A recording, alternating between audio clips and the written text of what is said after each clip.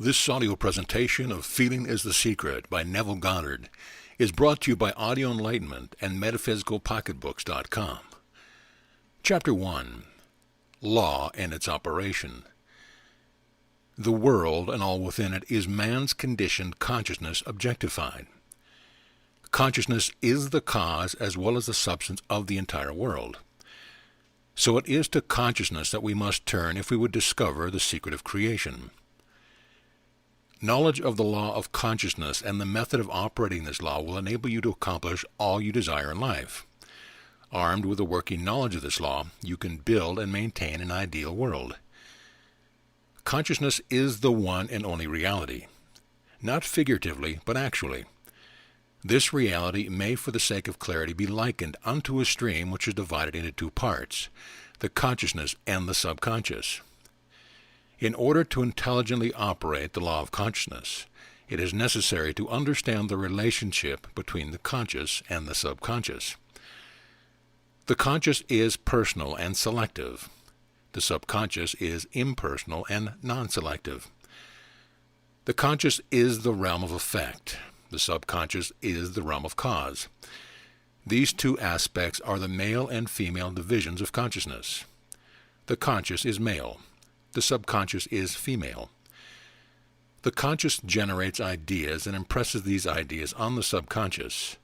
The subconscious receives ideas and gives form and expression to them. By this law, first conceiving an idea and then impressing the idea conceived on the subconscious, all things evolve out of consciousness.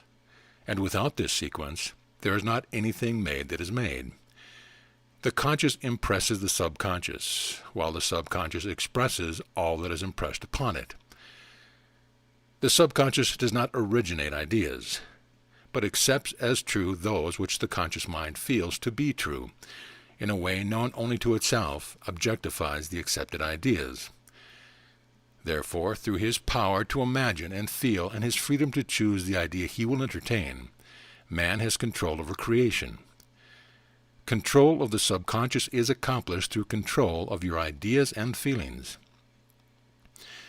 The mechanism of creation is hidden in the very depth of the subconscious, the female aspect or womb of creation. The subconscious transcends reason and is independent of induction. It contemplates a feeling as a fact existing within itself, and on this assumption proceeds to give expression to it. The creative process begins with an idea, and its cycle runs its course as a feeling and ends in a volition to act. Ideas are impressed on the subconscious through the medium of feeling. No idea can be impressed on the subconscious until it is felt. But once felt, be it good, bad, or indifferent, it must be expressed. Feeling is the one and only medium through which ideas are conveyed to the subconscious. Therefore, the man who does not control his feelings may easily impress the subconscious with undesirable states. By control of feeling is not meant restraint or suppression of your feeling, but rather the disciplining of self to imagine and entertain only such feelings as contributes to your happiness.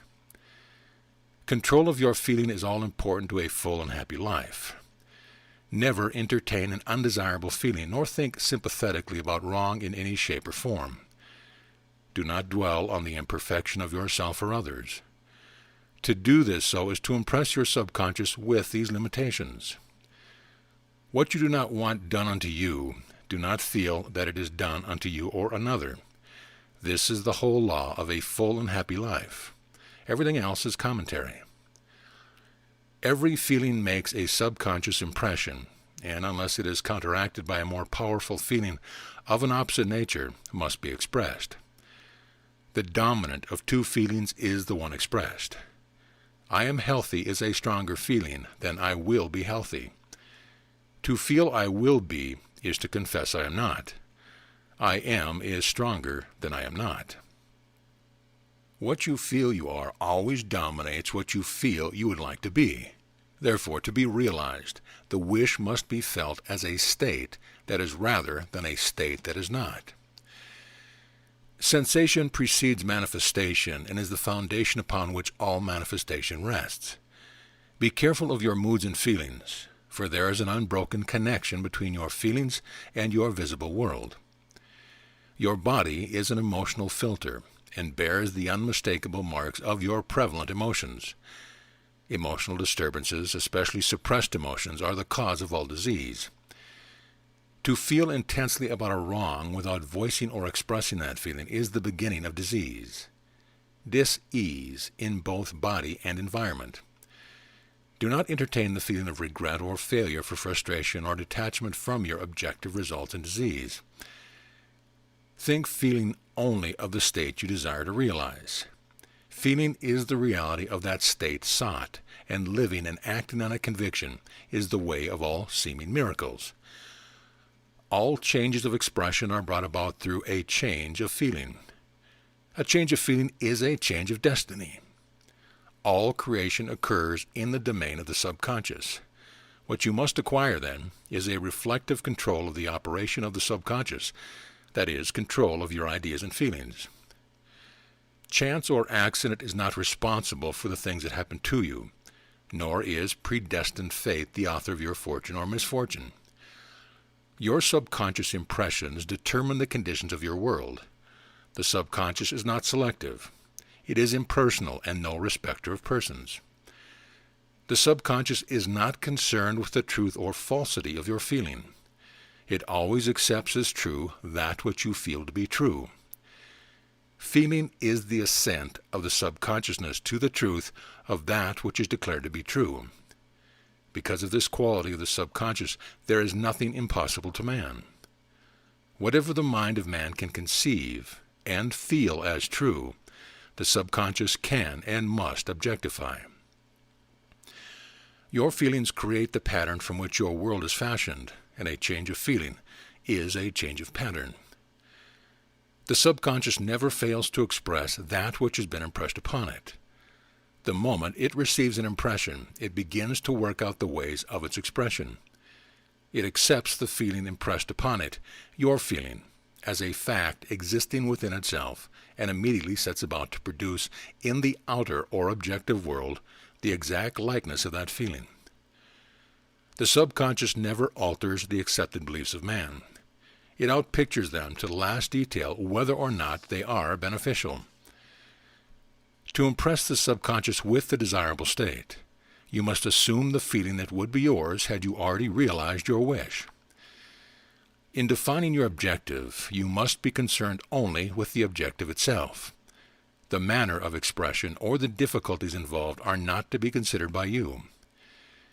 To think feelingly on any state impresses it on the subconscious. Therefore, if you dwell on difficulties, barriers, or delay, the subconscious, by its very non-selective nature, accepts the feeling of difficulty and obstacles as your request and proceeds to produce them in your outer world. The subconscious is the womb of creation. It receives the idea unto itself through the feelings of man. It never changes the idea received, but always gives it form. Hence, the subconscious outpictures the idea in image and likeness of the feeling received. To feel a state as hopeless or impossible is to impress the subconscious with the idea of failure. Although the subconscious faithfully serves man, it must not be inferred that the relationship is that of a servant to a master, as was anciently conceived. The ancient prophets called it the slave and servant of man. St. Paul personified it as a woman and said, "The woman should be subject to man in everything." The subconscious does serve man and faithfully gives form to his feeling. However, the subconscious has a distinct distaste for compulsion and responds to persuasion rather than to command. Consequently, it resembles the beloved wife more than the servant. The husband is head of the wife. Ephesians 5 may not be true of man and woman in their earthly relationship, but it is true of the conscious and subconscious, or the male and female aspects of consciousness. The mystery to which Paul referred when he wrote, "This is a great mystery. He that loveth his wife loveth himself, and they two shall be one flesh," is simply the mystery of consciousness. Consciousness is really one and undivided, but for creation's sake it appears to be divided into two. The conscious or objective or male aspect truly is the head and dominates the subconscious, subjective, or female aspect. However, this leadership is not that of the tyrant, but of the lover. So by assuming the feeling that would be yours were you already in possession of your objective, the subconscious is moved to build the exact likeness of your assumption. Your desires are not subconsciously accepted until you assume the feeling of the reality. For only through feeling is an idea subconsciously accepted, and only through this subconscious acceptance is it ever expressed. It is easier to ascribe your feeling to events in the world than to admit that the conditions of the world reflect your feeling. However, it is eternally true that the outside mirrors the inside. As within, so without. A man can receive nothing until it is given him from heaven, and the kingdom of heaven is within you. Nothing comes from without. All things come from within, from the subconsciousness. It is impossible for you to see other than the contents of your consciousness.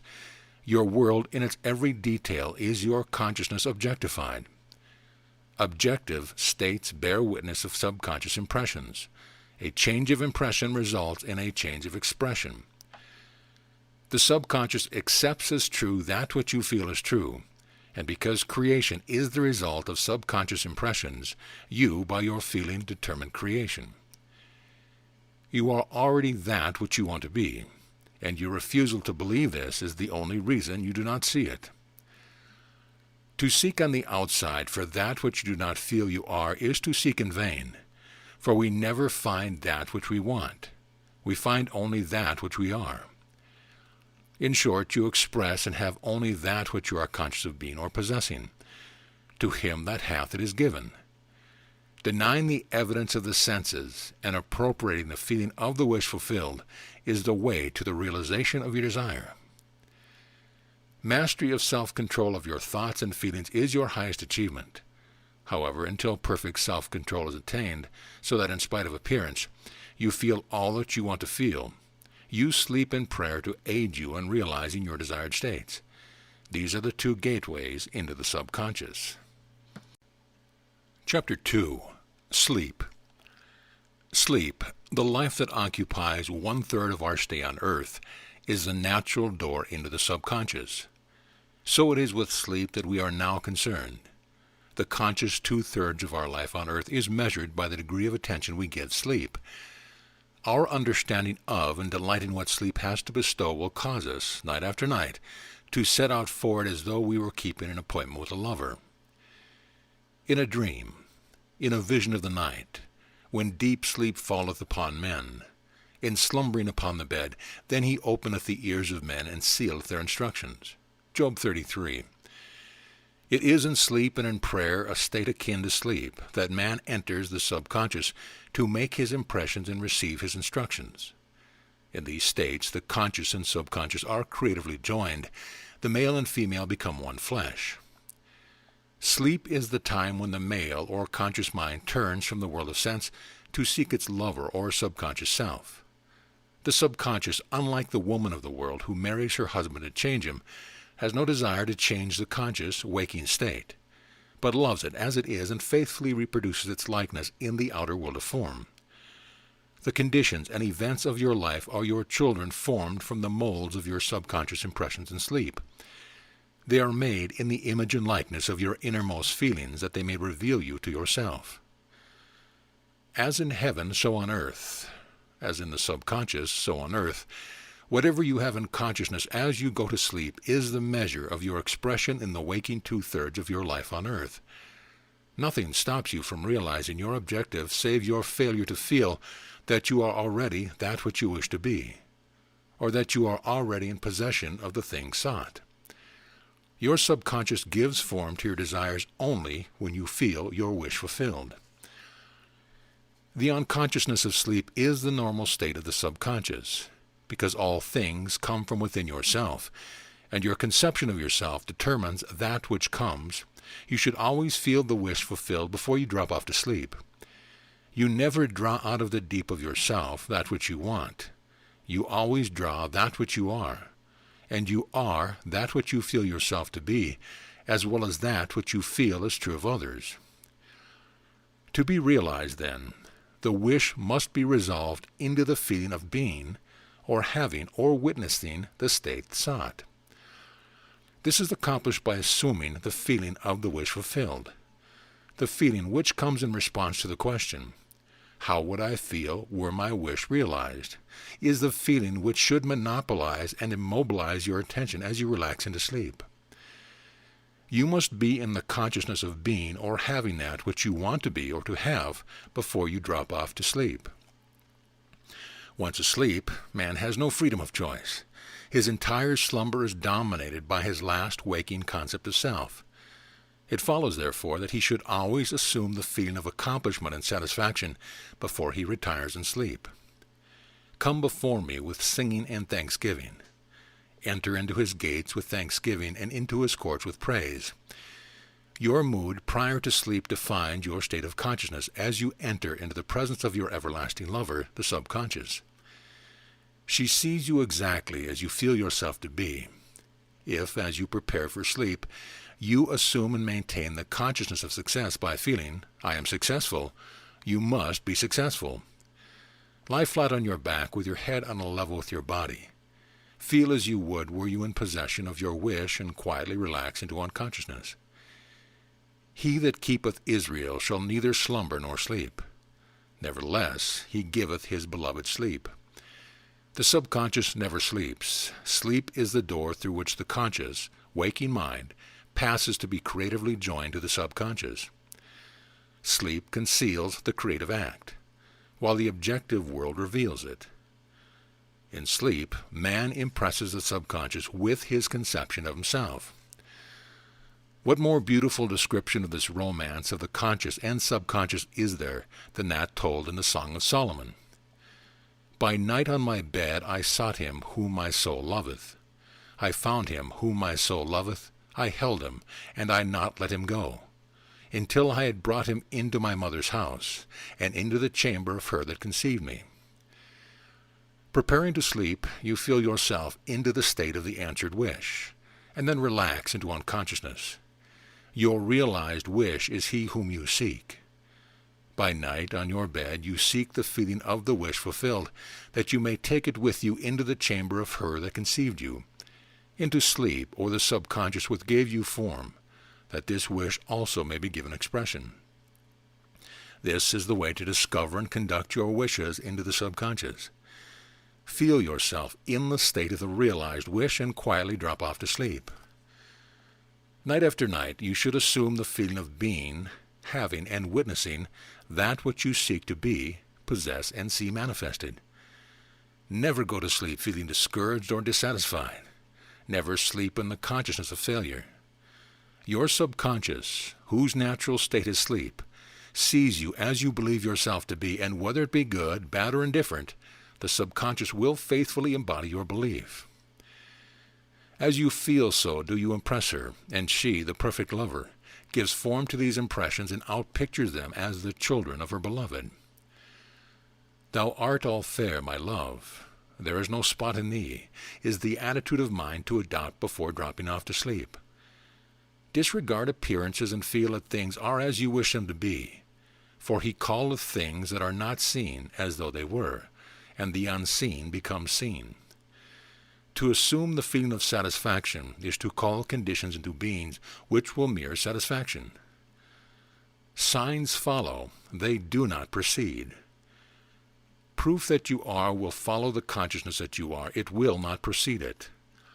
You are an eternal dreamer, dreaming non-eternal dreams. Your dreams take form as you assume the feeling of their reality. Do not limit yourself to the past, knowing that nothing is impossible to consciousness. Begin to imagine states beyond the experiences of the past. Whatever the mind of man can imagine, man can realize. All objective or visible states were first subjective, invisible states, and you called them indivisible by assuming the feeling of their reality. The creative process is first imagining and then believing the state imagined. Always imagine and expect the best. The world cannot change until you change your conception of it. As within, so without. Nations as well as people, are only what you believe them to be. No matter what the problem is, no matter where it is, no matter whom it concerns, you have no one to change but yourself, and you have neither opponent nor helper in bringing about the change within yourself. You have nothing to do but convince yourself of the truth of that which you desire to see manifested. As soon as you succeed in convincing yourself of the reality of the state sought, results follow to confirm your fixed belief. You never suggest to another the state which you desire to see him express. Instead, you convince yourself that he is already that which you desire him to be. Realization of your wish is accomplished by assuming the feeling of the wish fulfilled. You cannot fail unless you fail to convince yourself of the reality of your wish. A change of belief is confirmed by a change of expression. Every night as you drop off to sleep, feel satisfied and spotless, for your subjective lover always forms the objective world in the image and likeness of your conception of it, the conception defined by your feeling. The waking two-thirds of your life on earth ever corroborates or bears witness to your subconscious impressions. The actions and events of the day are effects, they are not causes. Free will is only freedom of choice. Choose ye this day whom ye shall serve is your freedom to choose the kind of mood you assume, but the expression of the mood is the secret of the subconscious. The subconscious receives impressions only through the feelings of man, and, in a way known only to itself, gives these impressions form and expressions. The actions of man are determined by his subconscious impressions. His illusion of free will, his belief in freedom of action, is but ignorance of the causes which make him act. He thinks himself free because he has forgotten the link between himself and the event. Man awake is under compulsion to express his subconscious impression. If in the past he unwisely impressed himself, then let him begin to change his thought and feeling, for only as he does, so will he change his world. Do not waste one moment in regret, for to think feelingly of the mistakes of the past is to reinfect yourself. Let the dead bury the dead. Turn from appearances and assume the feeling that would be yours were you already the one you wish to be. Feeling a state produces that state. The part you play on the world stage is determined by your conception of yourself. By feeling your wish fulfilled and quietly relaxing into sleep, you cast yourself in a star role to be played on earth tomorrow, and while asleep you are rehearsed and instructed in your part. The acceptance of the end automatically wills the means of realization. Make no mistake about this. If, as you prepare for sleep, you do not consciously feel yourself into the state of the answered wish, then you will take with you into the chamber of her who conceived you the sum total of the reactions and feelings of the waking day, and while asleep you will be instructed in a manner in which they will be expressed tomorrow. You will rise believing that you are a free agent, not realizing that every action and event of that day is predetermined by your concept of self as you fell asleep. Your only freedom, then, is your freedom of reaction. You are free to choose how you feel and react to the day's drama, but the drama, the actions, events, and circumstances of the day have already been determined. Unless you consciously and purposely define the attitude of mind with which you go to sleep, you unconsciously go to sleep in the composite attitude of mind made up of all feelings and reactions of the day. Every reaction makes a subconscious impression, and unless counteracted by an opposite and more dominant feeling, is the cause of future action. Ideas enveloped in feeling are creative actions. Use your divine right wisely. Through your ability to think and feel, you have dominion over all creation. While you are awake, you are a gardener selecting seed for your garden. But except a corn of wheat fall into the ground and die, it abideth alone. But if it die, it bringeth forth much fruit. Your conception of yourself as you fall asleep is the seed you drop into the ground of subconsciousness. Dropping off to sleep, feeling satisfied and happy compels conditions and events to appear in your world which confirms these attitudes of mind. Sleep is the door to heaven. What you take in as a feeling you bring out as a condition, action, or object in space. So sleep in the feeling of the wish fulfilled. As in consciousness, so on earth. Chapter 3. Prayer. Prayer, like sleep, is also an entrance into the subconscious. When you pray, enter into your closet. And when you have shut your door, pray to your Father which is in secret, and your Father which is in secret shall reward you openly. Prayer is an illusion of sleep which diminishes the impression of the outer world and renders the mind more receptive to suggestion from within. The mind in prayer is in a state of relaxation and receptivity akin to the feeling attained just before dropping off to sleep. Prayer is not so much what you ask for as how you prepare for its reception. Whatsoever things ye desire, when ye pray, believe that you have received them, and ye shall have them. The only condition required is that you believe that your prayers are already realized. Your prayer must be answered if you assume the feeling that would be yours were you already in possession of your objective. The moment you accept the wish as an accomplished fact, the subconscious finds means for its realization. To pray successfully, then, you must yield to the wish, that is, feel the wish fulfilled. The perfectly disciplined man is always in tune with the wish as an accomplished fact. He knows that consciousness is the one and only reality, that ideas and feelings are facts of consciousness and are as real as objects in space. Therefore, he never entertains a feeling which does not contribute to his happiness, for feelings are the causes of the actions and circumstance of his life. On the other hand, the undisciplined man finds it difficult to believe that which is denied by the senses, and usually accepts or rejects solely on appearance of the senses. Because of this tendency to rely on the evidence of the senses, it is necessary to shut them out before starting to pray, before attempting to feel that which you deny. Whenever you are in that state of mind, I should like to, but I cannot, the harder you try, the less you are able to yield to the wish. You never attract that which you want, but always attract that which you are conscious of being. Prayer is the art of assuming the feeling of being and having that which you want. When the senses confirm the absence of your wish, all conscious effort to counteract the suggestion is futile and tends to intensify the suggestion. Prayer is the art of yielding to the wish and not the forcing of the wish.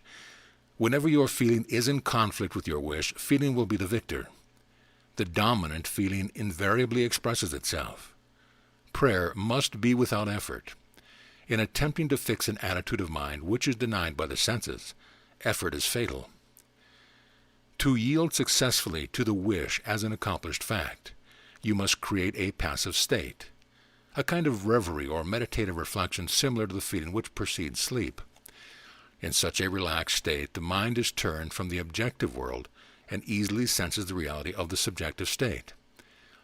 It is a state in which you are conscious and quite able to move or open your eyes, but have no desire to do so. An easy way to create this passive state is to relax in a comfortable chair on a bed. If on a bed, lie flat on your back with your head on a level with your body. Close the eyes and imagine that you are sleepy. Feel, I am sleepy, so very sleepy. In a little while, a faraway feeling accompanied by a general lassitude and loss of all desire to move envelops you. You feel a pleasant, comfortable rest, and not inclined to alter your position, although under other circumstances you would not be at all comfortable. When this passive state is reached, imagine that you have realized your wish. Not how it was realized, but simply the wish fulfilled. Imagine in picture form what you desire to achieve in life. Then feel yourself as having already achieved it. Thoughts produce teeny little speech movements which may be heard in the passive state of prayer as pronouncements from without. However, this degree of passivity is not essential to the realization of your prayers.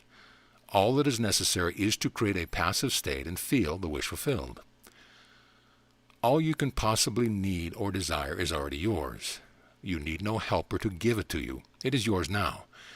Call your desires into being by imagining and feeling your wish fulfilled. As the end is accepted, you become totally indifferent as to possible failure, for acceptance of the end wills the means to that end. When you emerge from the moment of prayer, it is as though you were shown the happy and successful end of a play, although you are not shown how the end was achieved. However, having witnessed the end, regardless of any anticlimactic sequence, You remain calm and secure in the knowledge that the end has been perfectly defined. Chapter 4. Spirit, Feeling. Not by might, nor by power, but by my Spirit, saith the Lord of hosts. Get into the spirit of the state desired by assuming the feeling that would be yours were you already the one you want to be.